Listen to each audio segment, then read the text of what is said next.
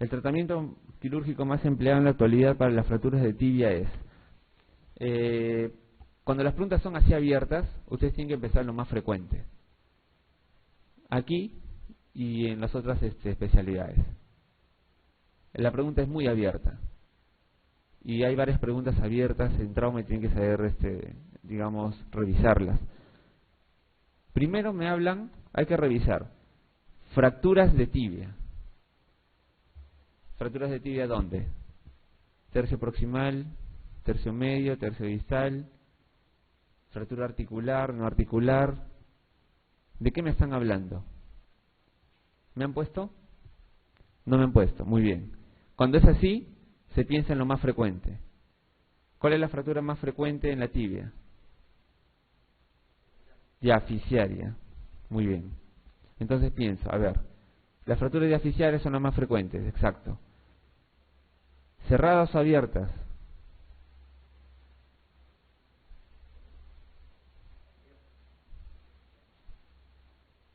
Bueno, actualmente como que está cambiando la tendencia, pero igual, las lesiones abiertas generalmente son de primer y segundo grado, más las cerradas van a un tipo de tratamiento específico, que está acá. Pero más o menos, digamos, está cambiando la tendencia por el aumento de los accidentes de tránsito. Pero siguen siendo básicamente fracturas cerradas o fracturas con exposición de primer grado y segundo grado. Y eso va encaminado a un tipo de tratamiento que está por acá. El clavo intramedular. Así es. El clavo intramedular, ¿está bien? Es un dispositivo, es un clavo, ¿no? Es un fierro que se coloca dentro del hueso, ¿no? Dentro del canal medular. Ese es el clavo. Se supone que es un tratamiento cerrado, rápido, ¿no? Y al paciente pues le restaura su eje mecánico. ¿Por qué? Porque el eje de fuerza del clavo va dentro del hueso. Por lo tanto, al paciente lo puedo parar rápidamente, pues no va a perder el eje mecánico. La vía de acceso, bueno, esa es técnica quirúrgica. Generalmente es más o menos por la rodilla, ¿no? Es lo más frecuente. Acceso por la rodilla, ¿no? Por la parte proximal de la tibia y por ahí se mete el clavo.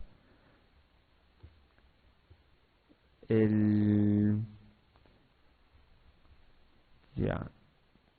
Cuando yo les hablé de fracturas expuestas, tienen que conocer que la clasificación que más se usa es una clasificación que le llamamos de Gustilo.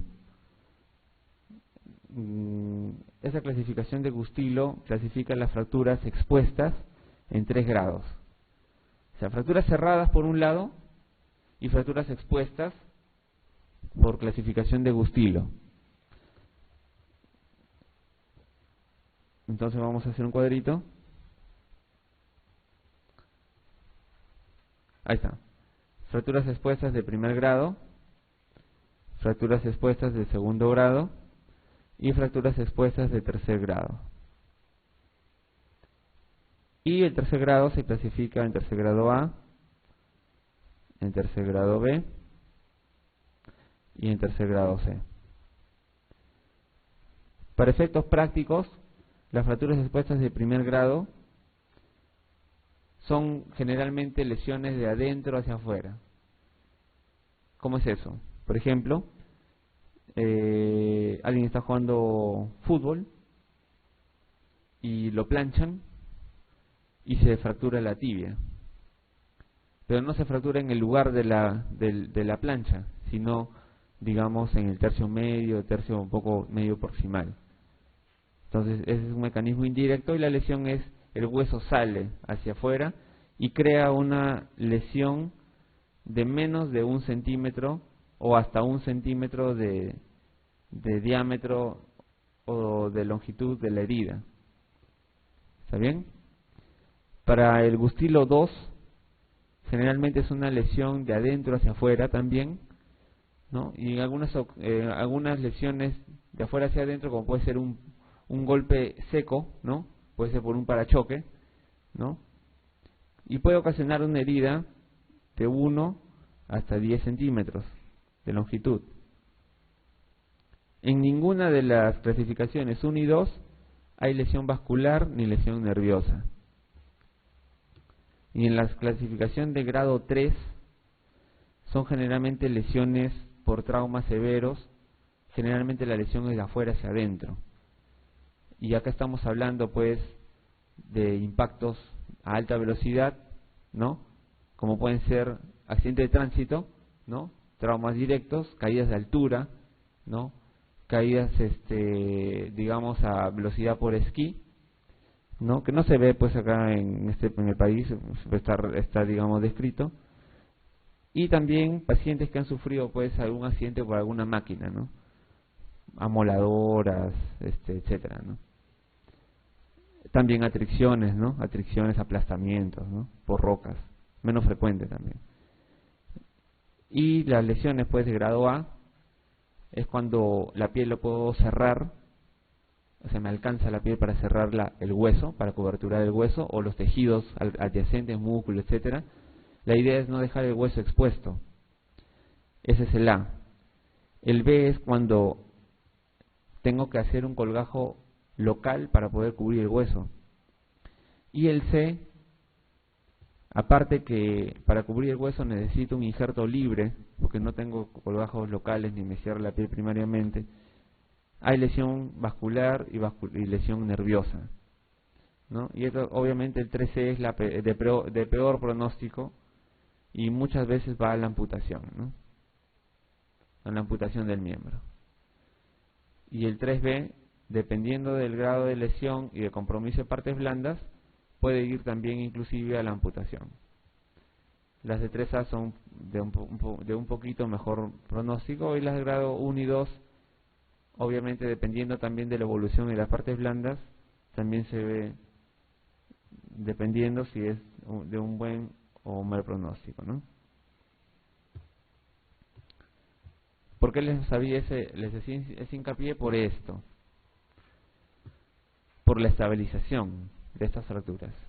Estabilización. ¿Qué es estabilización? Fijar. ¿Qué es estabilizar? Yo estabilizo esta fractura. ¿Qué estabilizo? ¿Qué estabilizo? ¿La fractura o estabilizo el miembro?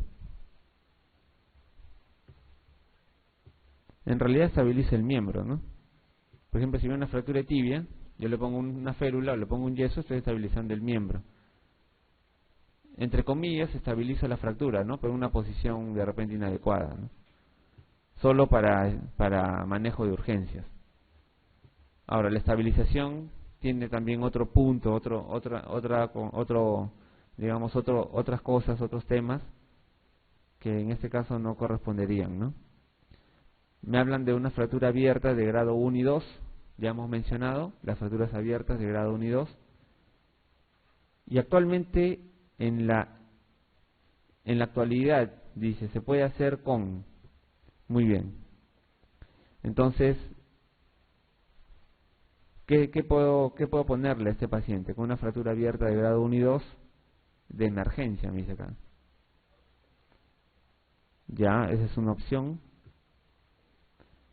Actualmente se está viendo, y a propósito de esta pregunta, que se menciona que dentro de las 6 primeras horas, con una buena limpieza en estas fracturas de grado 1 y 2, se puede colocar lo que estábamos hablando hace un rato, el clavo intramedular, ¿no?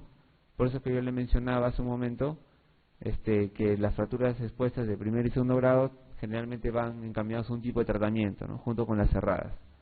Entonces el clavo sería el tratamiento para esos pacientes. Ahora, ¿qué hospitales tienen clavo endomedular para emergencia?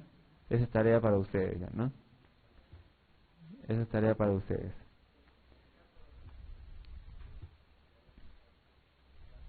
Ahí ya. En una fractura puede ser inclusive de primer grado. Puede ser inclusive de primer grado, pero que las partes blandas están con una clara evidencia de exposición posterior. Ahí entra ya una clasificación de partes blandas. Una fractura de grado 2 también, igual, con una lesión de partes blandas que tenga clara evolución desfavorable, ¿no? Una clara evolución desfavorable. Y una fractura de grado 3, obviamente ABC, cualquiera de las tres, casi siempre va a fijador externo, ¿no? Por el riesgo de contaminación posterior y el riesgo de hacer una osteomelitis, ¿no? Entonces, el tratamiento por una osteomelitis o por una fractura contaminada, para poder hacer después limpieza, etcétera, fijador externo. Así es. En este caso siempre hay un riesgo, pero se está tendiendo a hacer, ¿no? A hacer con clavo intermedular.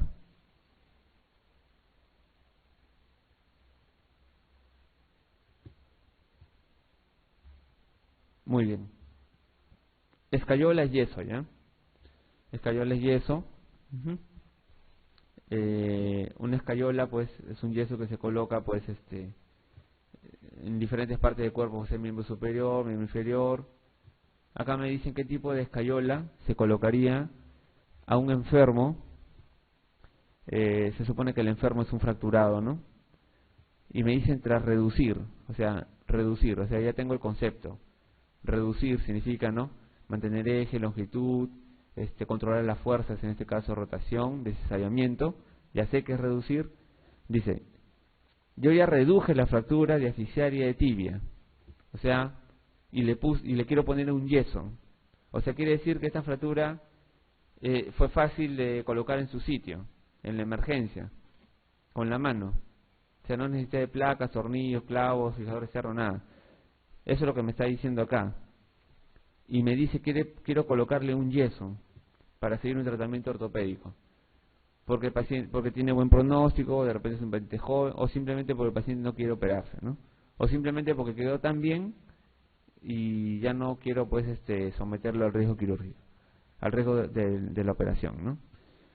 ¿Qué tipo de yeso le pongo? Eso es lo que me preguntan.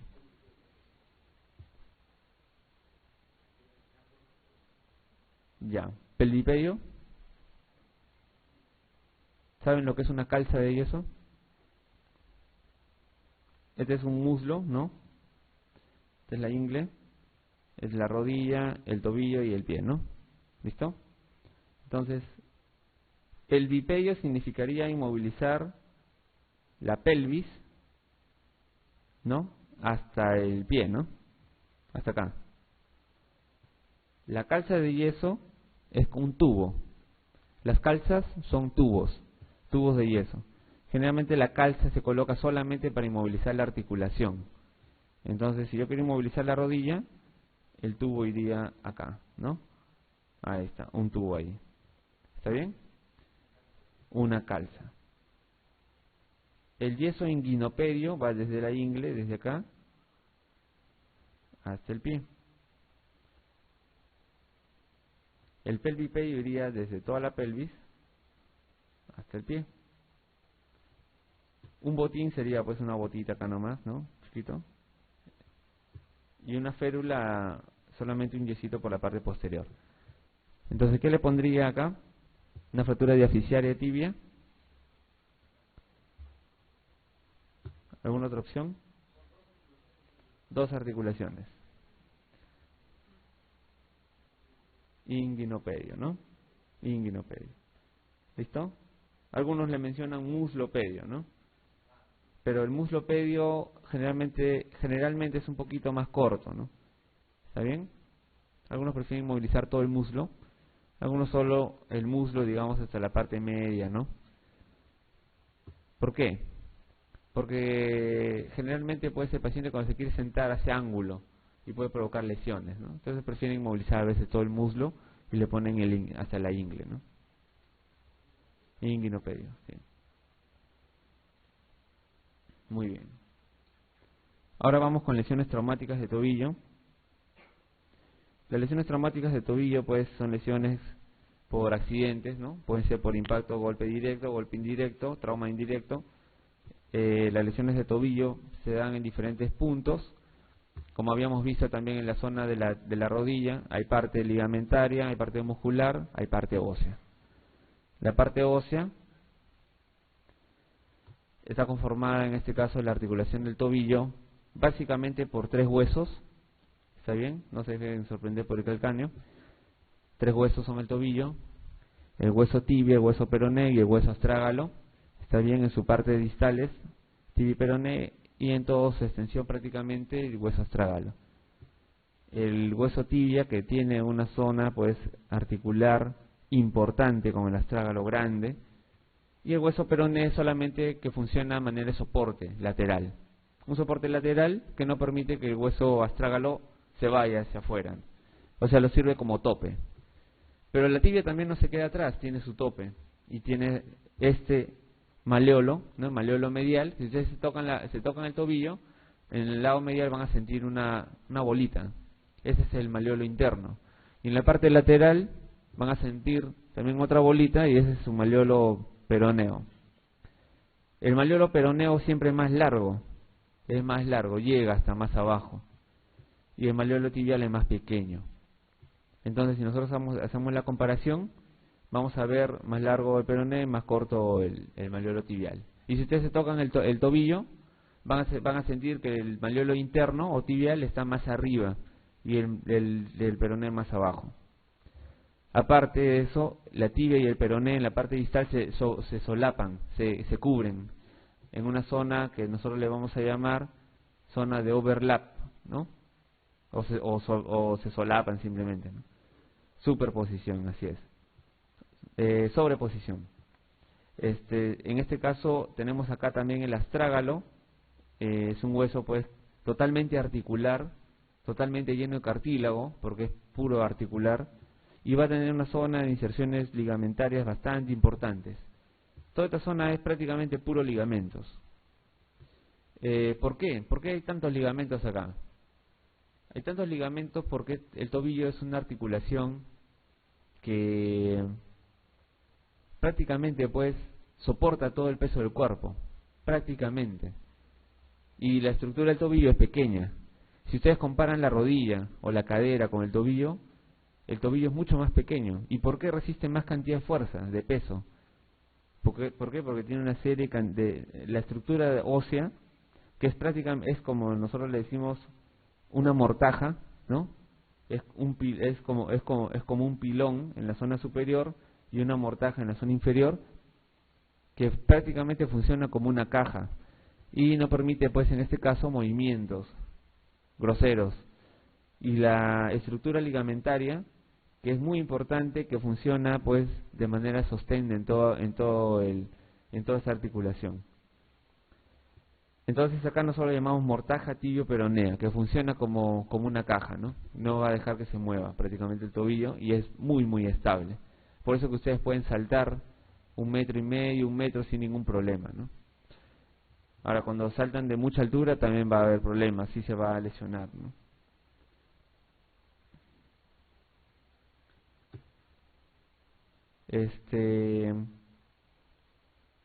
Vamos a ir con algunos ligamentos para que vayan familiarizándose.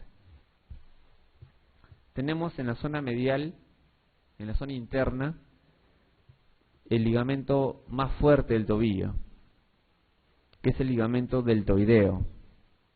El deltoideo, ¿por qué se llama deltoideo? Porque forma a manera de un delta en la zona medial del tobillo. Acá vemos algunos fascículos del ligamento deltoideo. Y podemos ver acá el tibio astragalino, el tibio calcáneo, ¿no? Y también vamos a tener el tibio escafoideo adelante. Y dentro del tibio astragalino vamos a tener tibio astragalino anterior, un fascículo medio también, y unos haces que se van complementando con el fascículo posterior. Tenemos una zona superficial y una zona profunda de este ligamento deltoideo.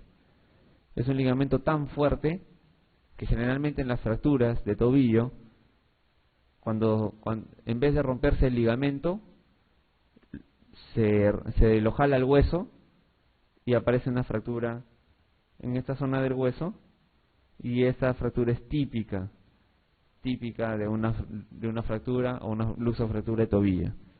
El ligamento es tan fuerte que en vez de romperse el ligamento lo rompe al hueso, lo jala con todo. En cambio, en el otro lado tenemos una estructura ligamentaria un poco más débil. Tenemos a los peroneos, al peroneo también, al peroneo calcáneo, y a los peroneos astragalinos anterior, medio y posterior. Y estos ligamentos pues son los que sufren la mayor cantidad de lesiones. ¿Por qué? Si nosotros miramos nuestro tobillo, lo vemos, vamos a ver que la zona lateral, tenemos un juego de movimientos bastante importante. Si ustedes se dan cuenta, cuando ustedes están pisando y sufren alguna torsión, el pie se va en inversión, se va hacia adentro. Por lo tanto, quienes se distienden son los ligamentos que están hacia afuera, son los ligamentos peroneo-astragalinos y principalmente el ligamento peroneo-astragalino anterior. Aparte de eso, tenemos acá unos ligamentos que son los tibio-peroneos. Los tibio-peroneos anterior, tenemos un fascículo medio y uno posterior, bastante fuertes también. Y continuándose con la estabilidad, en este caso el tobillo, y no menos importante, está una estructura ligamentaria muy fuerte. Es una estructura ligamentaria muy fuerte que se llama membrana interósea, muy poderosa, fuerte, que mantiene unida de manera como si hubiera una sutura acá fuerte de toda la zona tibio-peronea en toda su extensión, hasta la zona prácticamente de la rodilla. Parte del fascículo profundo del ligamento deltoideo. Claro, que le van a conocer como, algunos lo conocen como ligamento en Y.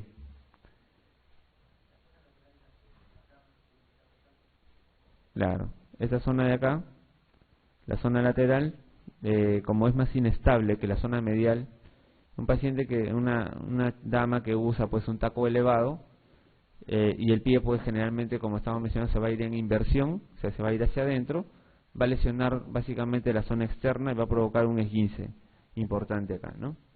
Y entonces acá está, ¿no? Bueno, el lateral que ya hemos hablado, de sus fascículos. Y vamos a otra vez, ahora vamos con la pregunta, ¿no? Entonces el ligamento deltoideo del tobillo es el fascículo superficial del ligamento lateral interno, ¿no? ¿Por qué? Porque es la primera impresión ligamentaria que yo veo, y está con todos sus fascículos, y como yo les digo, funciona y se ve a manera de una D, de un delta, ¿no? Entonces es el superficial, ¿no? Y el profundo ya no se ve como una D, se ve simplemente como un par de líneas, ¿no? No funciona, no se ve como una D.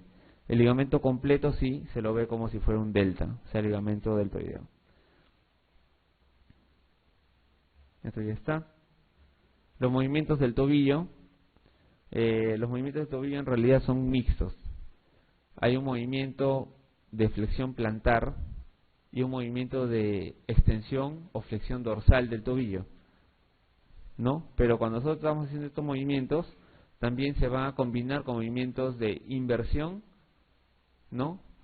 Que es aducción, rotación interna y flexión plantar, y un movimiento de eversión, que es un movimiento de rotación externa, extensión dorsal o flexión dorsal, y en este caso abducción del pie, combinados. O sea, el movimiento de inversión y el movimiento de eversión son movimientos combinados. Acá tenemos, ¿no?, la flexión dorsal, la flexión plantar, ¿no?, que más o menos llega entre 80 y 90 grados, y los movimientos de inversión y eversión, movimientos mixtos. Cuando nosotros sufrimos de un esguince, generalmente es movimiento de inversión, hacia adentro. Acá está el overlap que yo les mencionaba, ¿no?, que más o menos mide 11 milímetros, algunos dicen 10 milímetros, y esto se ve con una radiografía en anteroposterior, ¿no? Fracturas de malleolo externo, ¿no?, Acá podemos ver después, allá, acá vamos a ver una zona. Importante esta clasificación que usan, la clasificación anatómica. La clasificación que usan esta zona de acá, ¿se acuerdan de ese ligamento tibio o peroneo? El ligamento tibio peroneo que funciona en esta zona como final de la articulación, en este caso, tibio peronea en relación con el tobillo, con sus ligamentos tibio peroneo anterior, tibio peroneo medio y tibio peroneo posterior distales, ¿no? Estos ligamentos de acá, que funcionan con 3 fascículos, adelante, al medio y atrás, se le llama también membrana, sindesmosis, ¿no? Sindesmosis tibio-peronea. La sindesmosis tibio-peronea o la zona ligamentaria tibio-peronea distal es una zona muy importante porque va a mantener el eje, en este caso, de la distancia que va a haber después con la mortaja. Si esta zona de la sindesmosis se abre, el astrágalo va a quedar balante, porque se va a abrir toda la articulación y va a generar una inestabilidad tremenda, artrosis temprana y dolor crónico. Es por eso que esta zona es muy importante. Si esta zona está abierta, hay que operar, porque va a generar inestabilidad. Entonces delimita 3 zonas: la zona transindesmal o transligamentaria o intraligamentaria, la zona infrasindesmal o infraligamentaria y la zona suprasindesmal o supraligamentaria.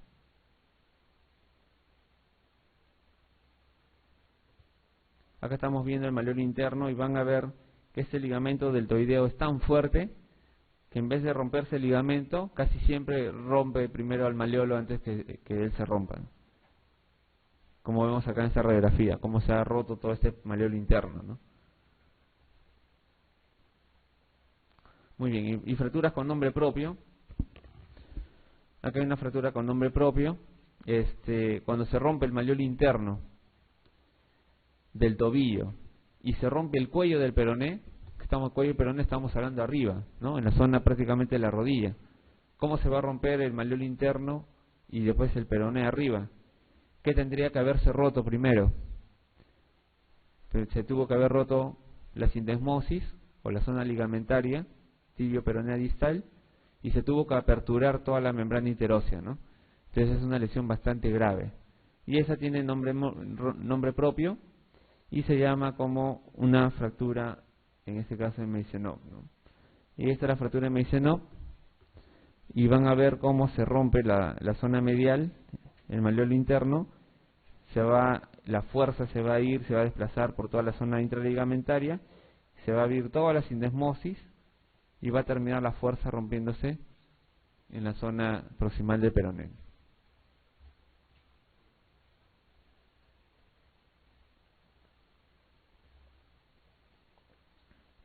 Si nosotros tenemos acá, bueno, esto ya lo vimos. Si nosotros tenemos una fractura en la zona suprasindesmal, es decir, encima del ligamento, en este caso de tibio peroneo distal, voy a tener que pensar hasta qué zona es importante la articulación del tobillo. Actualmente se está mencionando que el peroné roto en cualquier porción es importante, digamos, reducirlo, pero hay algunas condiciones que tienen que pues estar presentes. Para efectos prácticos, digamos, de la parte articular hasta 9 centímetros por encima, es decir, desde la zona de acá hasta 9 centímetros por encima, es la zona que se tiene que reparar al peroné, porque va a funcionar directamente con la parte articular. Entonces, cuando yo tengo Cuando yo tengo una fractura suprasindesmal, es decir, encima de la membrana transindesmal del tobillo, me están hablando todavía de la articulación del tobillo. Y por lo tanto, la tengo que fijar de manera perfecta. ¿Cuál de estas opciones me da la mejor opción de alineamiento perfecto? Reducción y yeso, fijación externa, placa, agujas, tornillo y placa.